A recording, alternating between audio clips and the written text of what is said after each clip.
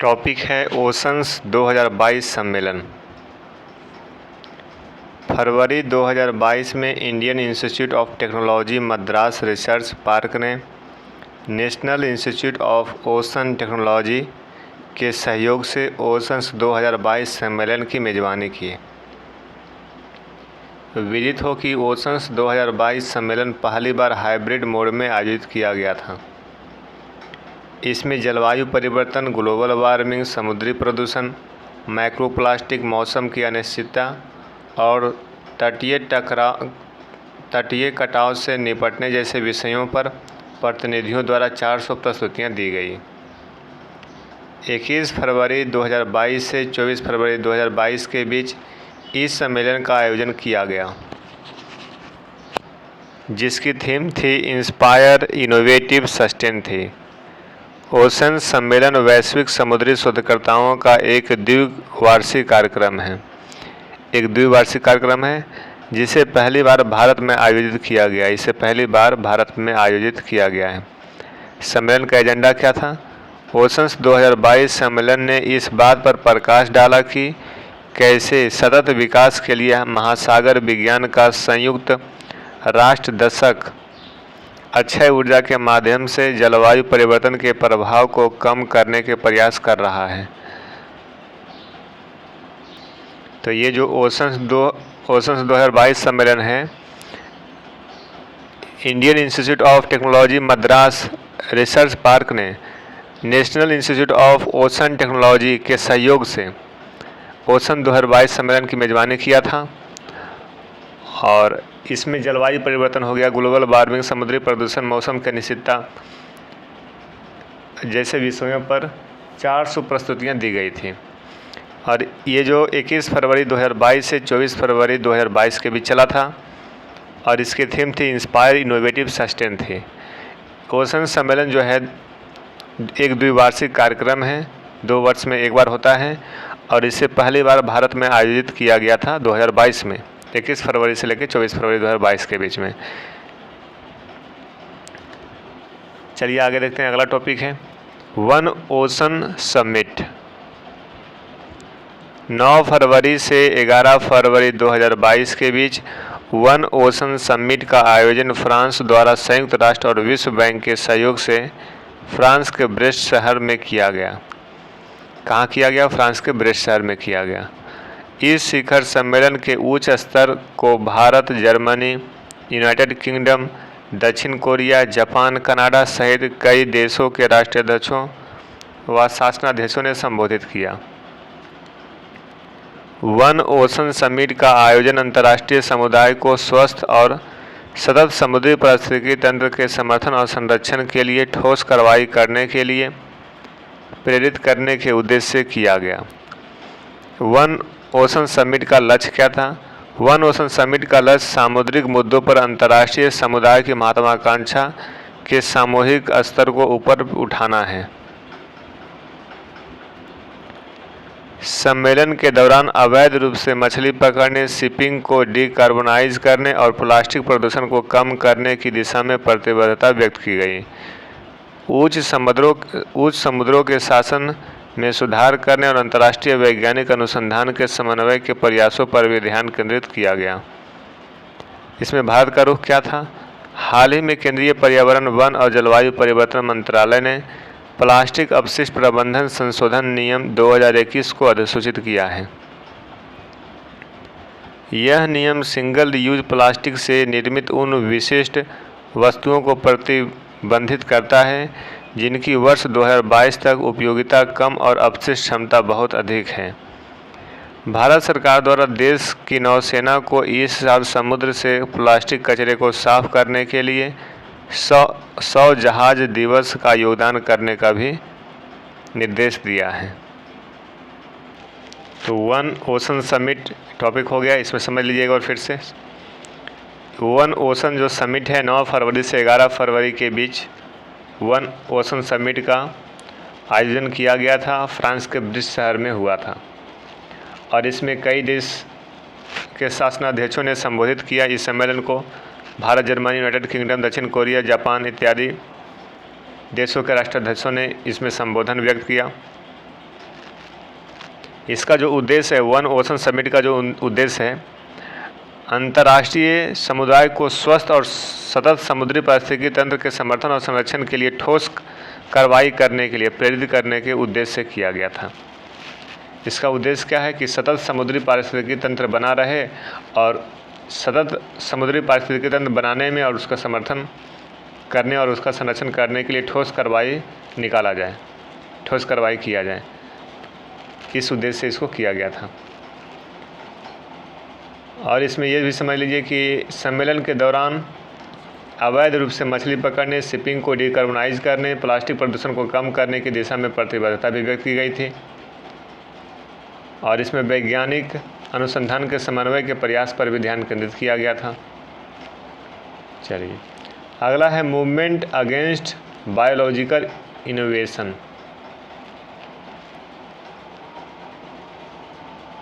नवंबर 2021 में आगरकर अनुसंधान संस्थान के जीव विज्ञानी डॉक्टर पुणेकर ने जैविक आक्रमण के खिलाफ मूवमेंट अगेंस्ट बायोलॉजिकल इन्वेजन आंदोलन नामक एक पहल की शुरुआत की है।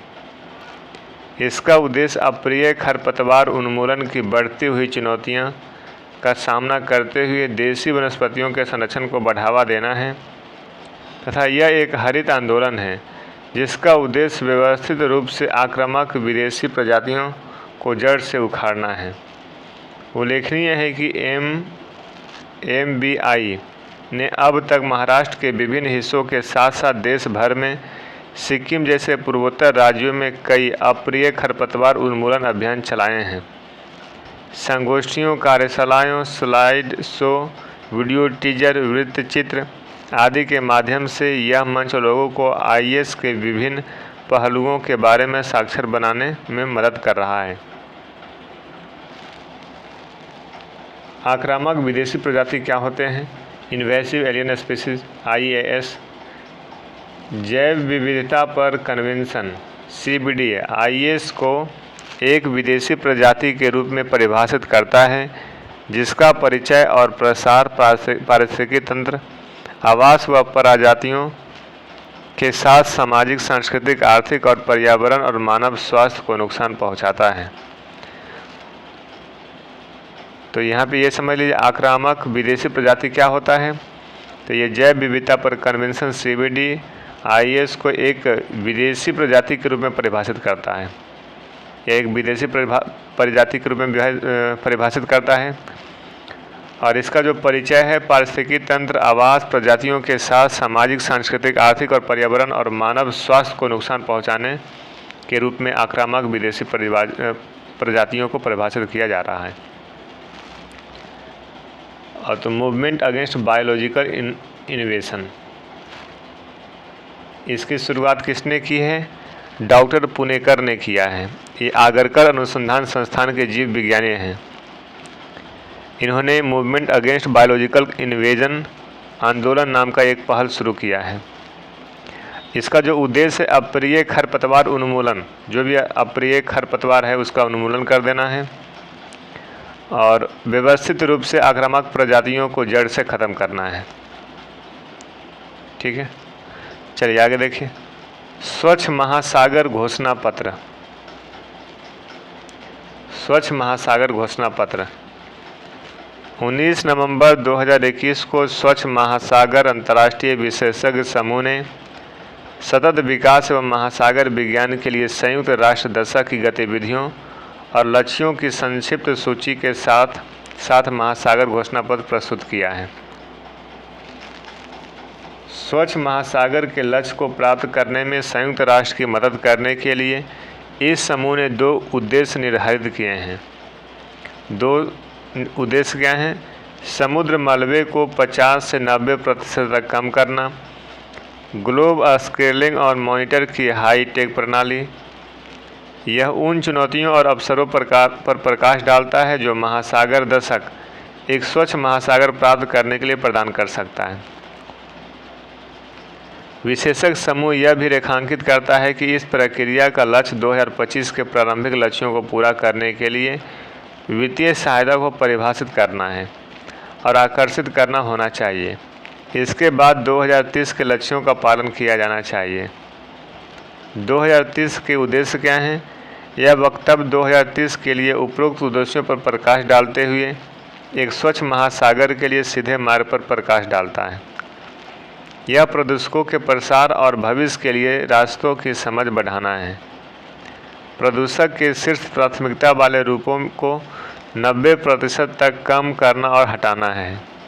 पुनरावृत्ति को रोकने के लिए प्रदूषकों के स्रोतों या उत्सर्जन को कम करना है। तो इसमें ध्यान रखिए आपको कि स्वच्छ महासागर घोषणा पत्र जो है ये संयुक्त राष्ट्र दशक की गतिविधियों और लक्ष्यों की संक्षिप्त सूची के साथ साथ महासागर घोषणा पत्र प्रस्तुत किया गया है। 19 नवंबर 2021 को स्वच्छ महासागर अंतर्राष्ट्रीय विशेषज्ञ समूह ने एक संक्षिप्त सूची के साथ महासागर घोषणा पत्र प्रस्तुत किया था। इसमें 2 उद्देश्य निर्धारित किए गए थे। 2 निर्देश कौन कौन सा है? समुद्र मलबे को 50 से 90% तक कम करना। दूसरा है ग्लोबल स्कर्लिंग और मॉनिटर की हाईटेक प्रणाली की शुरुआत करना। तो ये दोनों याद रखिए। 2030 तक इसका उद्देश्य है कि स्वच्छ महासागर के लिए सीधे मार्ग पर प्रकाश डाला गया है कि महासागर क्या होना चाहिए? स्वच्छ हो जाना चाहिए 2030 तक। तो ये था आपका। चलिए अगला टॉपिक है ग्लोबल रिजिलियंस इंडेक्स इनिशिएटिव। 8 नवंबर 2021 को COP26 के अनुकूलन दिवस के अवसर पर 10 संगठनों के एक वैश्विक गठबंधन ने global resilience index initiative launch किया है। इसे जलवायु जोखिम के प्रति लचीलापन का आकलन करने हेतु एक सार्वभौमिक मॉडल के रूप में लॉन्च किया गया है। यह उभरते और विकासशील देशों में आबादी को सूचित करने और उनकी रक्षा करने के लिए जलवायु एवं प्राकृतिक खतरों के जोखिमों से संबंधित डेटा प्रदान करेगा, जो जलवायु के प्रति लचीले विकास पर पेरिस समझौते के लक्ष्यों को पूरा करने के लिए आवश्यक निवेश को जुटाने हेतु एक आधार प्रदान करेगा। इसका उपयोग सभी आर्थिक और भौगोलिक क्षेत्रों में समग्र जोखिम प्रबंधन में किया जा सकता है। तो समझ लीजिए यहाँ पे कि COP26 जो हुआ था 8 नवंबर 2021 को, इसके अवसर पर 10 संगठनों ने एक वैश्विक संगठन ने global resilience index initiative launch किया था। इसे जलवायु जोखिम के प्रति लचीलापन का आकलन करने के लिए सार्वभौमिक मॉडल के रूप में लॉन्च किया गया था। विकासशील देशों में आबादी को सूचित करने और उनकी रक्षा करने के लिए जलवायु एवं प्राकृतिक खतरों जोखिमों से संबंधित डेटा प्रदान इसमें करेगा। इसका उपयोग सीधे आर्थिक और भौगोलिक क्षेत्रों में समग्र जोखिम प्रबंधन में किया जा सकता है। तो इसे आप ध्यान में रखें, ग्लोबल रेजिलियंस इंडेक्स इनिशिएटिव। अगला है चीतों का पुनर्स्थापना।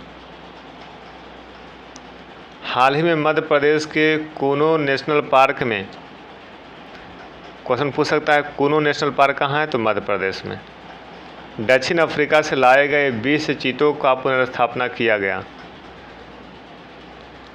विदित हो कि करीब 70 वर्ष पहले बिग कैट प्रजाति के यह चीते देश में विलुप्त हो गए थे। बिग कैट ये जो किस प्रजाति के चीता है? जो दक्षिण अफ्रीका से लाए गए हैं, बिग कैट के प्रजाति, जो कि भारत से ये विलुप्त हो चुके थे।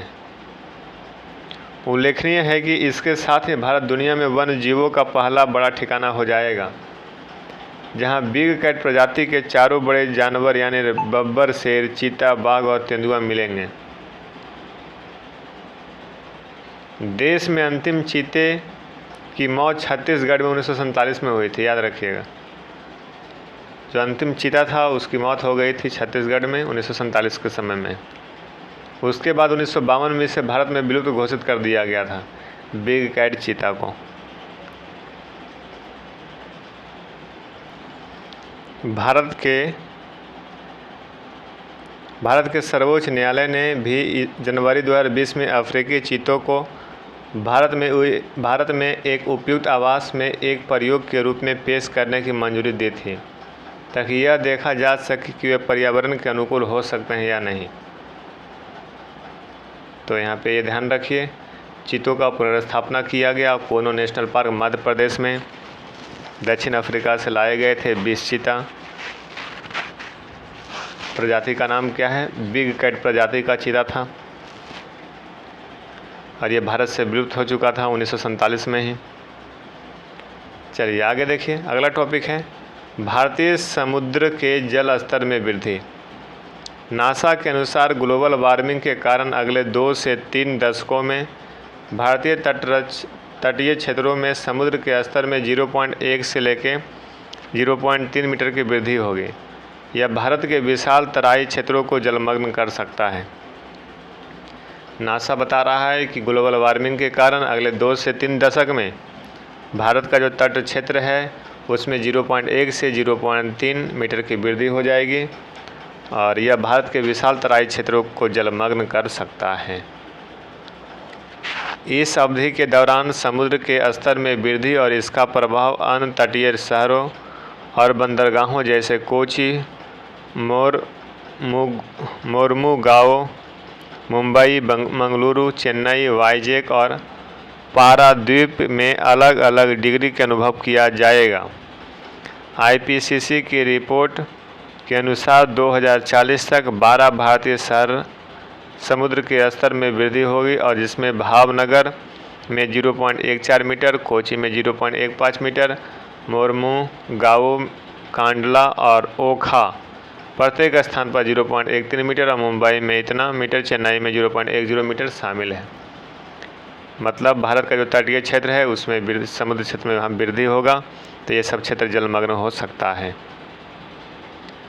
अगला टॉपिक है फिशिंग कैट कंजर्वेशन अलायंस। हाल ही में फिशिंग कैट कंजर्वेशन अलायंस ने फिशिंग कैट के संरक्षण के प्रति जागरूकता बढ़ाने हेतु एक विश्वव्यापी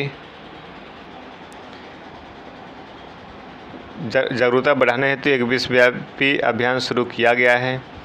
फिशिंग कैट कंजर्वेशन अलायंस कुछ संरक्षणवादियों, शोधकर्ताओं और उत्साही लोगों का एक दल है जो सक्रिय बाढ़कृत और तटीय पारिस्थितिकी तंत्रों के संरक्षण के लिए कार्य करता है, क्योंकि यह प्राकृतिक तंत्र फिशिंग कैट के अस्तित्व को बनाए रखने के लिए बहुत आवश्यक है। फिशिंग कैट निशाचर, रात में सक्रिय जीव है और मछली के अलावा मेढक, क्रिस्टेनियन, सांप, पक्षी और बड़े जानवरों के शवों का मांस खाना पसंद करती है। यह प्रजाति प्रति वर्ष प्रजनन करती है। वे अपना अधिकांश जीवन घनी वनस्पतियों वाले क्षेत्रों में जल निकायों के करीब बिताती है और उत्कृष्ट तैराक होती है। तो ये थोड़ा ध्यान में रखिए, फिशिंग कैट कंजर्वेशन अलायंस, और इसमें फिशिंग कैट कंजर्वेशन अलायंस ने फिशिंग कैट संरक्षण के प्रति जागरूकता बढ़ाने के लिए एक विश्वव्यापी अभियान शुरू कर दिया है।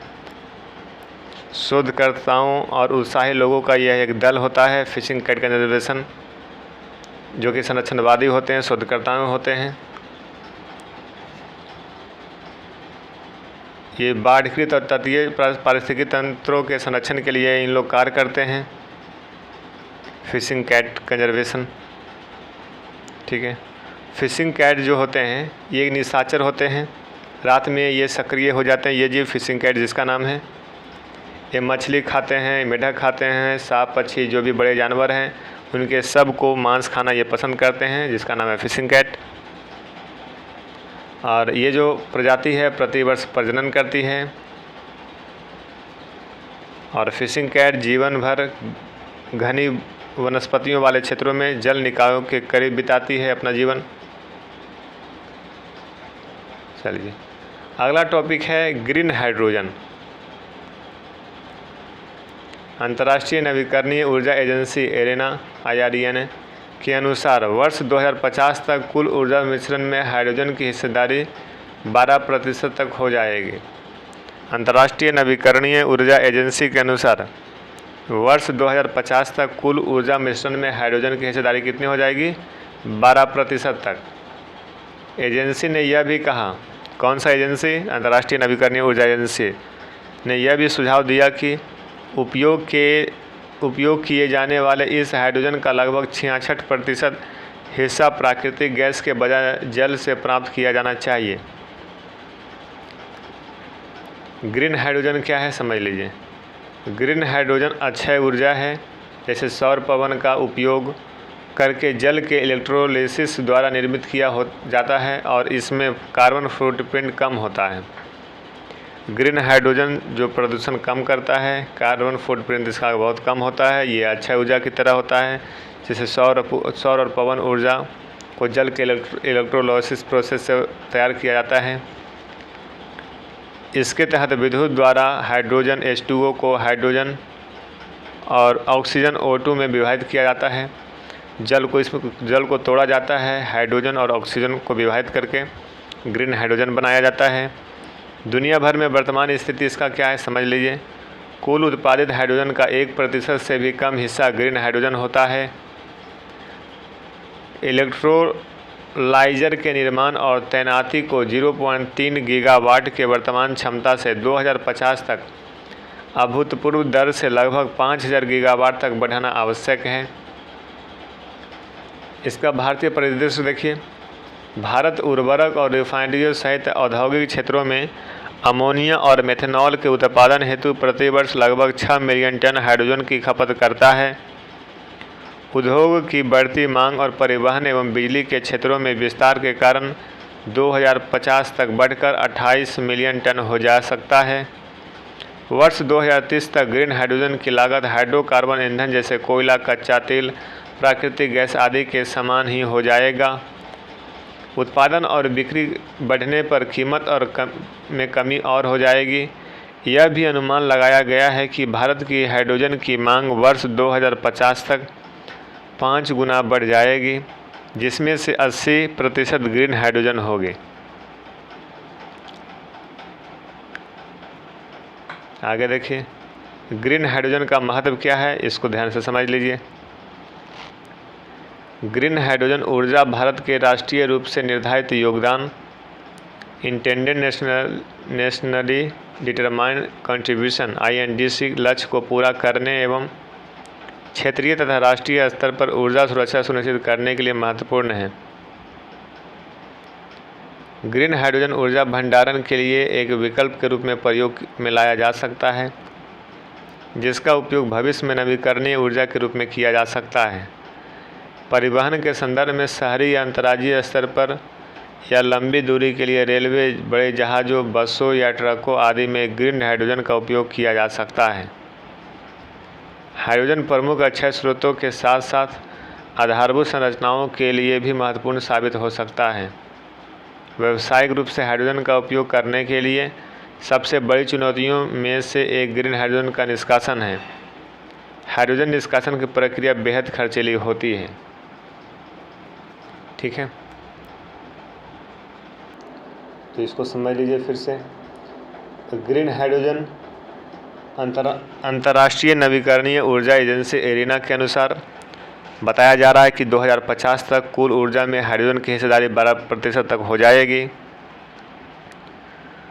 हाइड्रोजन का लगभग 66% हिस्सा प्राकृतिक गैस के बजाय जल से प्राप्त किया जाना चाहिए, यह बता रहा है।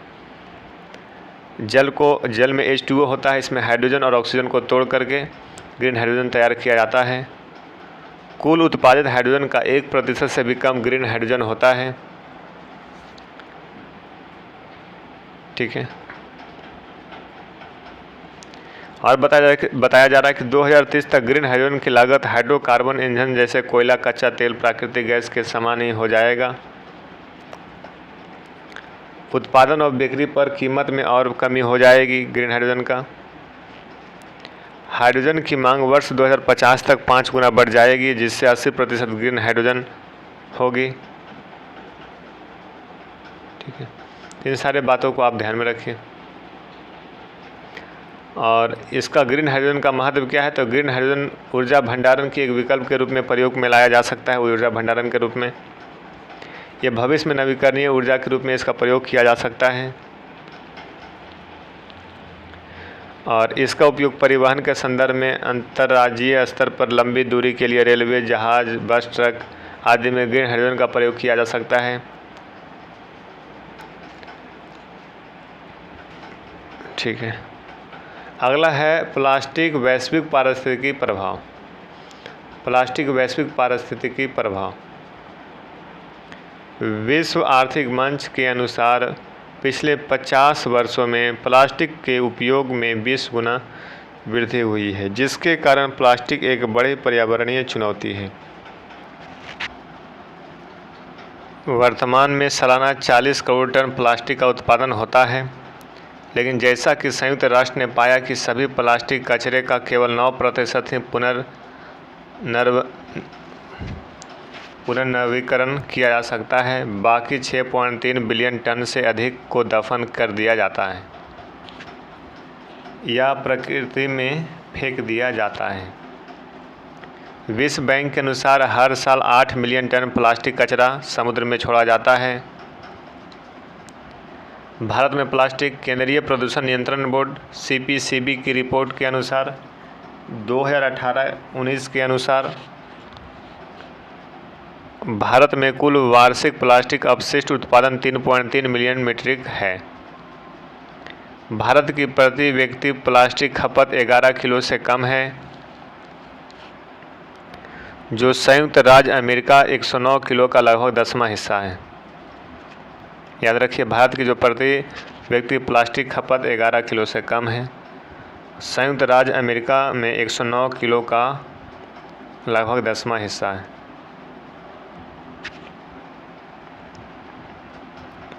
प्लास्टिक के नकारात्मक प्रभाव। ग्लोबल वार्मिंग बढ़ाएगा, प्रजातियों के लिए खतरा है, रसायनों का अंतर्ग्रहण।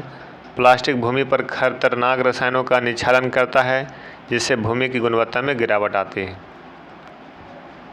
प्लास्टिक की समस्या का समाधान क्या है?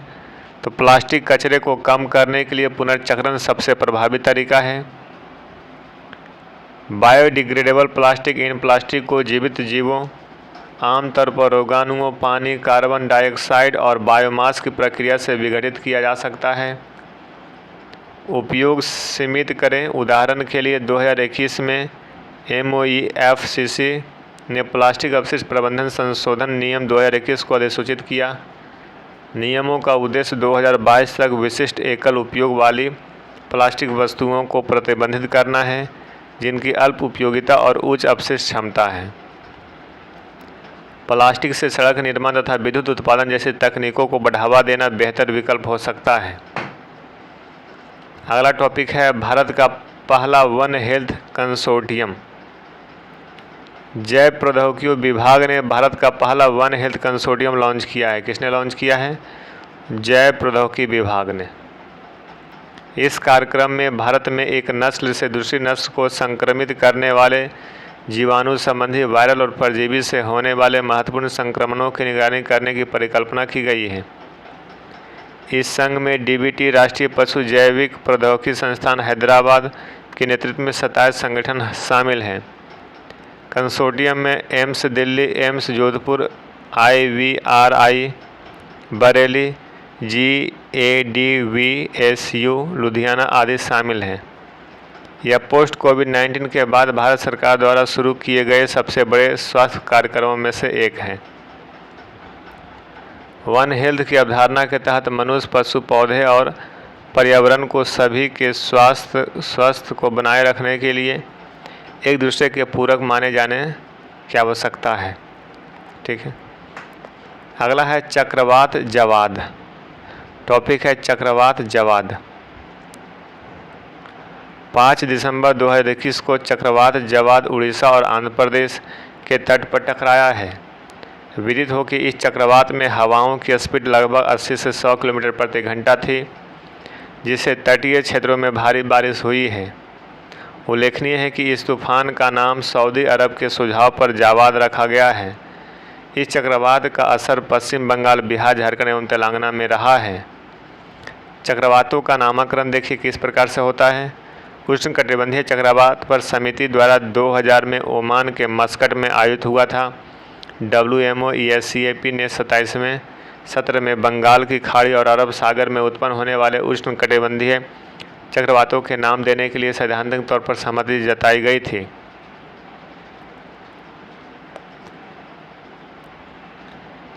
ध्यातव्य है कि उत्तर हिंद महासागर में उष्णकटिबंधीय चक्रवातों का नामकरण की शुरुआत की गई। सितंबर 2004 से WMO या ESCAP-PTC के तत्कालीन 8 सदस्य देश Bangladesh, Bharat, Maldives, Myanmar, Oman, Pakistan, Sri Lanka, Thailand द्वारा प्रस्तावित किए गए नामों के साथ ही की गई थी। इसके बाद से उष्णकटिबंधीय चक्रवात पर समिति PTC में 5 अन्य सदस्य शामिल हो चुके थे। बंगाल की खाड़ी और अरब सागर के ऊपर वर्णित होने वाले चक्रवाती तूफान जब उपयुक्त तीव्रता हासिल कर लेते हैं तब इनके नामकरण के लिए क्षेत्रीय विशिष्ट मौसम विज्ञान केंद्र नई दिल्ली जिम्मेदार होता है। भारतीय मौसम विज्ञान IMD तथा 5 उष्णकटिबंधीय चक्रवात चेतावनी केंद्रों सहित विश्व भर में कुल 6 क्षेत्रीय विशिष्ट मौसम विज्ञान केंद्र हैं। ब्लैक कार्बन देखिए,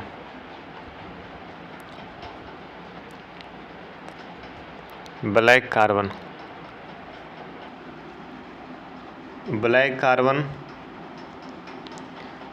कार्बन जीवाश्म एवं अन्य जैव ईंधनों के अपूर्ण दहन, ऑटोमोबाइल तथा कोयला आधारित ऊर्जा संयंत्रों से निकलने वाला एक पार्टिकुलेट मैटर है। यह एक अल्पकालिक जलवायु प्रदूषक है जो उत्सर्जन के बाद कुछ दिनों से लेकर कई सप्ताह तक वायुमंडल में बना रहता है। तो ब्लैक कार्बन को दिमाग में रखिए। ब्लैक कार्बन क्या है? तो एक जीवाश्म और अन्य जैविक ईंधनों का अपूर्ण दहन, मतलब जो पूरा नहीं जल पाता है, जैसे कोयला वगैरह। तो यह एक पार्टिकुलेट मैटर है जो पूर्ण दहन नहीं हो पाता है। यह एक अल्पकालिक जलवायु प्रदूषक है। उत्सर्जन के कुछ दिनों तक, एक सप्ताह तक ये वायुमंडल में बना रहता है। इस प्रकार के कार्बन को ब्लैक कार्बन कहते हैं। ब्लू कार्बन क्या है? मैंग्रोव वन के तटीय पारिस्थितिकी तंत्र, समुद्री घास के मैदान और ज्वारीय दलदल में सदियों से होने वाली विभिन्न प्राकृतिक प्रक्रियाओं तथा वनस्पतियों द्वारा बड़ी मात्रा में कार्बन जमा होता रहता है। इन्हें हम ब्लू कार्बन कहते हैं। वायुमंडल के कार्बन डाइऑक्साइड को अवशोषित करने का इसका महत्वपूर्ण योगदान है। ब्लू कार्बन क्या है? तो मैंग्रोव वन के तटीय जैसे पारिस्थितिकी तंत्र, समुद्री घास के मैदान, ज्वारीय दलदल, तो इसमें जो भी प्राकृतिक प्रक्रियाओं हैं वनस्पति के द्वारा बड़ी मात्रा में कार्बन जमा हो जाता है, मतलब जो कार्बन को अवशोषित कर लेता है, इसको हम ब्लू कार्बन कहते हैं। ठीक है। कार्बन ब्राउन देखिए, ब्राउन कार्बन मुख्य रूप से कार्बनिक बायोमास के दहन के दौरान उत्पन्न होता है और ब्लैक कार्बन के साथ पाया जाता है। प्रकाश अवशोषण के गुण के आधार पर इसके जलवायु प्रभाव ब्लैक कार्बन के समान होते हैं। ब्राउन कार्बन क्या होते हैं? तो ये कार्बनिक बायोमास के दहन के दौरान उत्पन्न होता है। जब कार्बनिक बायोमास जलता है तो उस दौरान ये ब्राउन कार्बन उत्पन्न होता है। ये ब्लैक कार्बन के साथ ही पाया जाता है। इसमें प्रकाश अवशोषण के गुण होते हैं। इसके जलवायु प्रभाव ब्लैक कार्बन के समान ही होता है। जो जलवायु में इफेक्ट करता है वो ब्लैक कार्बन की ही होता है, लेकिन इसमें एक प्रकाश अवशोषण का एक गुण होता है, इसको ब्राउन कार्बन कहते हैं। उल्लेखनीय है कि ब्लैक कार्बन और ब्राउन कार्बन में मुख्य अंतर यह है कि ब्लैक कार्बन पूरे सौर स्पेक्ट्रम में प्रकाश को अवशोषित कर सकता है। ब्लैक कार्बन क्या होता है? पूरे सौर स्पेक्ट्रम में प्रकाश को अवशोषित करता है, जबकि ब्राउन कार्बन पराबैंगनी तरंगदैर्घ्य के करीब के प्रकाश को अवशोषण करता है। ब्राउन कार्बन क्या होता है? पराबैंगनी तरंगदैर्घ्य के करीब के जो प्रकाश है उसको अवशोषण कर सकता है, लेकिन ब्लैक कार्बन पूरे सौर स्पेक्ट्रम के प्रकाश को अवशोषित कर सकता है तथा दृश्य प्रकाश के तरंगदैर्घ्य को काफ़ी कम अवशोषण करता है। जो ब्राउन कार्बन है वो दृश्य प्रकाश के तरंगदैर्घ्य को कम अवशोषित करता है। ये केवल कम अवशोषित करता है दृश्य प्रकाश के कार्बन को, और पराबैंगनी तरंगदैर्घ्य के प्रकाश को अवशोषित कर सकता है ब्राउन कार्बन, और जबकि ब्लैक कार्बन जो पूरे स्पेक्ट्रम के प्रकाश को अवशोषित कर सकता है। अब देखिए रामसर स्थलों की सूची और राजवर सूची। जैसे ओडिशा में रामसर साइट क्या क्या है, चिल्का और भितरकनिका।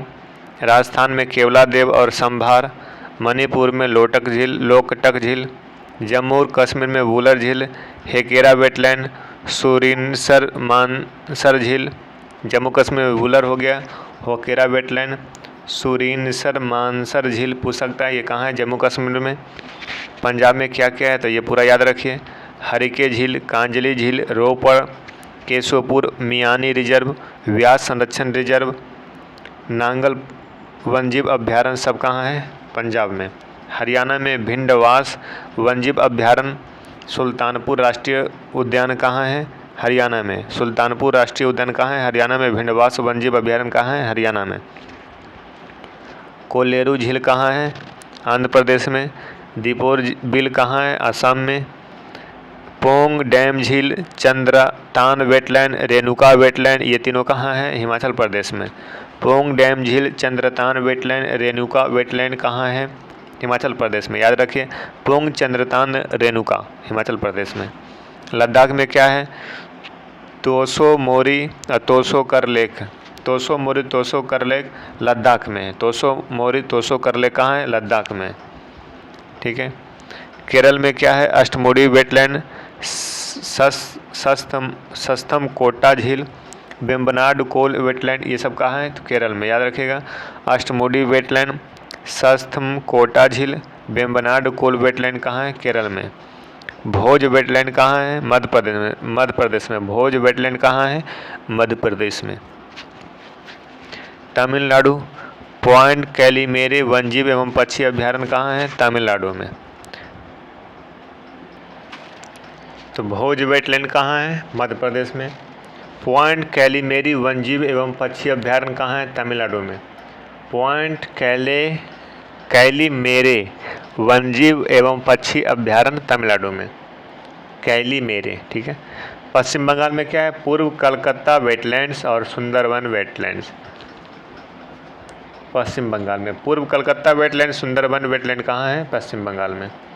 रुद्र सागर झील कहाँ है, त्रिपुरा में। रुद्र सागर झील त्रिपुरा में। उत्तर प्रदेश में क्या क्या है, तो ऊपर गंगा, नवाबगंज पक्षी अभ्यारण्य, सांडी पक्षी अभ्यारण्य सारा उत्तर प्रदेश में है।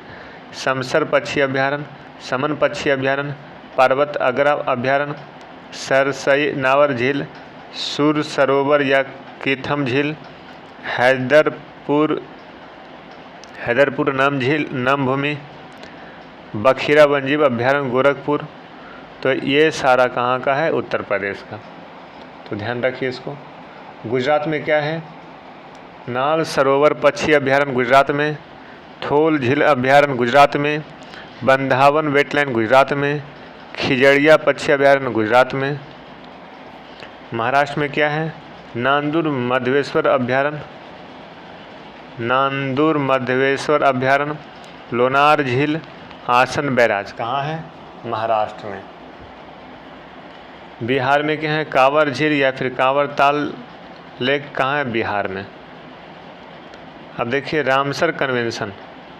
रामसर कन्वेंशन 2 फरवरी 1971 में ईरान के शहर रामसर में अस्तित्व में आया। उल्लेखनीय है कि यह अंतर्राष्ट्रीय महत्व की आर्द्रभूमियों के संरक्षण के उद्देश्य से विश्व के राष्ट्रों के बीच पहली संधि है। यह संधि विश्व स्तर पर हो रहे आर्द्रभूमियों के नुकसान को रोकने और उनका संरक्षित करने की दिशा में प्रयासरत है। भारत के संदर्भ में बात करें तो भारत 1 फरवरी 1982 को इस कन्वेंशन में शामिल हुआ था। तो रामसर कन्वेंशन समझ गए। रामसर कन्वेंशन 2 फरवरी 1971 को ईरान के रामसर शहर में अस्तित्व में आया था और ये आर्द्रभूमियों के संरक्षण के उद्देश्य से विश्व के राष्ट्रों के बीच में ये संधि थी और आर्द्रभूमियों के नुकसान को रोकने के लिए उसे संरक्षित करने की दिशा में रामसर कन्वेंशन कार्य करता है। भारत के संदर्भ में भारत में 1 फरवरी 1982 को इस कन्वेंशन में शामिल हुआ था। भारत कब शामिल हुआ है, 1 फरवरी 1982 को। क्या होती है आर्द्रभूमि, ये भी जान लीजिए। यह जल एवं स्थल के मध्य का संक्रमण क्षेत्र होता है। जल एवं स्थल के मध्य का ये जो क्षेत्र है, संक्रमण क्षेत्र को क्या बोलते हैं, आर्द्रभूमि बोलते हैं। आर्द्र भूमि जैव विविधता की दृष्टि से एक समृद्ध क्षेत्र होता है। इन्हें मुख्य रूप से 2 वर्गों में विभक्त किया जाता है, सागरीय और अंतःस्थलीय। सागरीय तटीय आर्द्र भूमि और अंतःस्थलीय आर्द्र भूमि। नोट देखिए, 10 दिसंबर 2021 को उत्तर प्रदेश के सहारनपुर जिले में स्थित हैदरपुर नमभूमि को रामसर साइट की मान्यता प्रदान की गई। विदित हो कि गंगा के किनारे पर स्थित यह नमभूमि भारत का 47वां, उत्तर प्रदेश का 9वां रामसर स्थल है। विदित हो कि 2 फरवरी 2022 को विश्व आर्द्रभूमि दिवस के अवसर पर कब मनाया जाता है? 2 फरवरी। भारत सरकार ने उत्तर प्रदेश के बखिरा वन्यजीव अभ्यारण्य कहाँ है? उत्तर प्रदेश में। और गुजरात की खिजड़िया पक्षी अभ्यारण्य को भारत का 48वां और 49वां रामसर स्थल घोषित किया था। 49वां गुजरात की खिजड़िया को और 48वां बखिरा वन्यजीव अभ्यारण्य यूपी वाले को। अगला है ग्रीन इंडिया मिशन। टॉपिक है ग्रीन इंडिया मिशन। जलवायु परिवर्तन पर राष्ट्रीय कार्य योजना NAPCC के तहत वनीकरण गतिविधियों को शुरू करने की महत्वाकांक्षी ग्रीन इंडिया मिशन योजना को कुछ राज्यों में प्रभावित किया गया है, जिसके परिणामस्वरूप 2015-16, 2021 तक लक्ष्य में 30% की कमी आई है।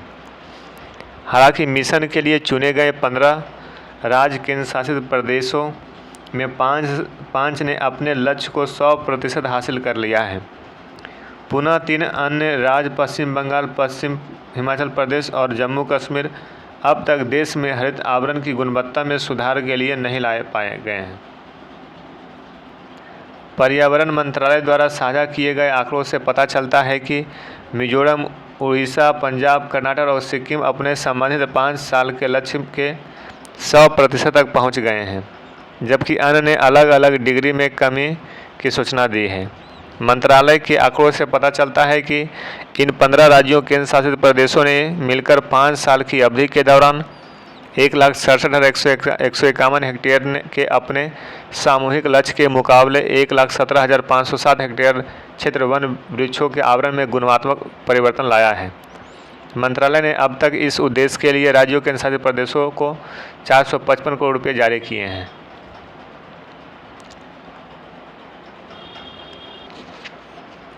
तो ग्रीन इंडिया मिशन में ध्यान रखिए कि यह जलवायु परिवर्तन पर राष्ट्रीय कार्य योजना है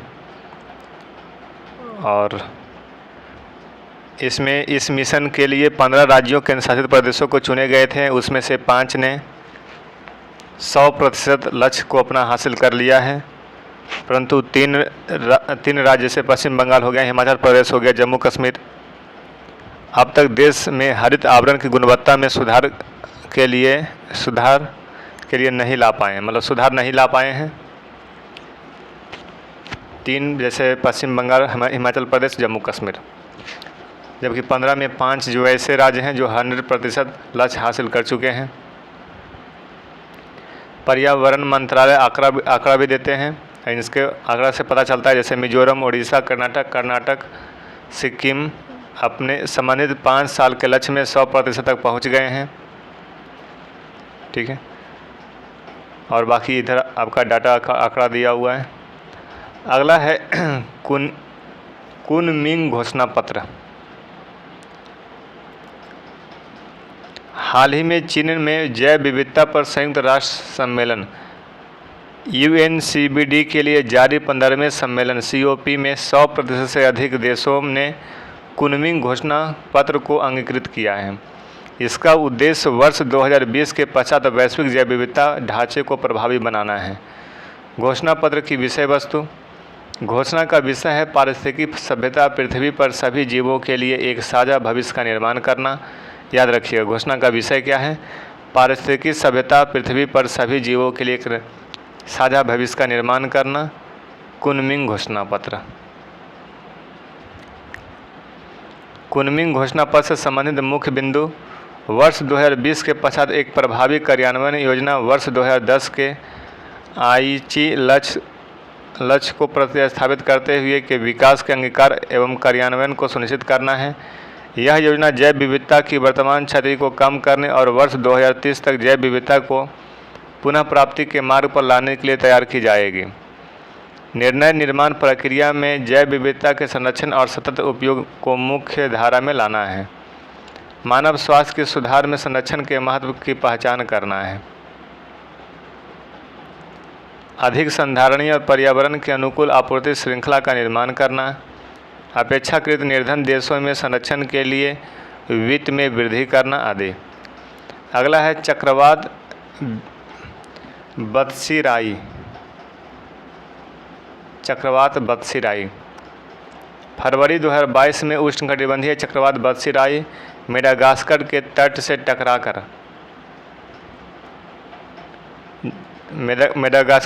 टकराया, जिसने मेडागास्कर को बुरी तरीके से प्रभावित किया। नाम याद रखिए, बत्सीराई। इस चक्रवात के कारण मेडागास्कर के लगभग 60,000 से अधिक लोगों को विस्थापित होना पड़ा था।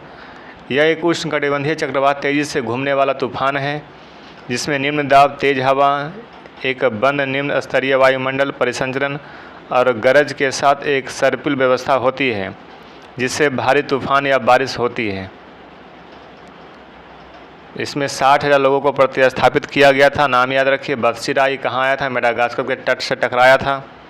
ये उष्णकटिबंधीय चक्रवात है, तेज़ी से घूमने वाला एक तूफान है, तेज़ हवा होती है, निम्न स्तरीय वायुमंडल के परिसंचरण, गरज के साथ एक सर्पिली व्यवस्था इसमें दिखाई पड़ती है। ये भारी तूफान लाता है और बारिश के साथ आता है।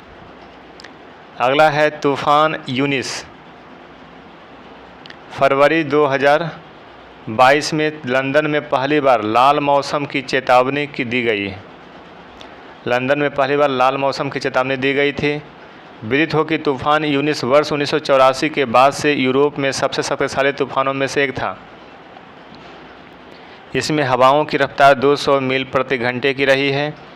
इसमें 200 मील प्रति घंटे की रफ्तार हवाएं चली है। यूनिस याद रखिएगा। कहाँ आया? लंदन में।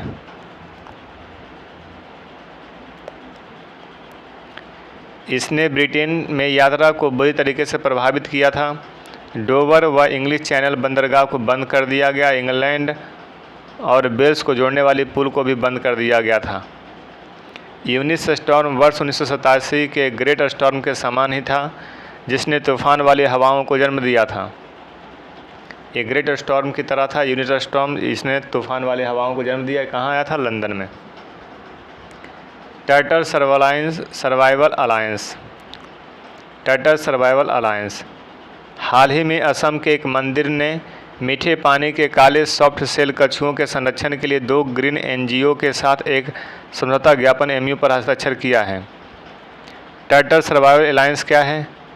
टर्टल सर्वाइवल अलायंस टीएसए का गठन 2001 में international union for conservation of nature IUCN के साझेदारी में मीठे पानी के कछुओं और समान कछुओं के अस्थायी बंदी प्रबंधन के लिए किया गया था।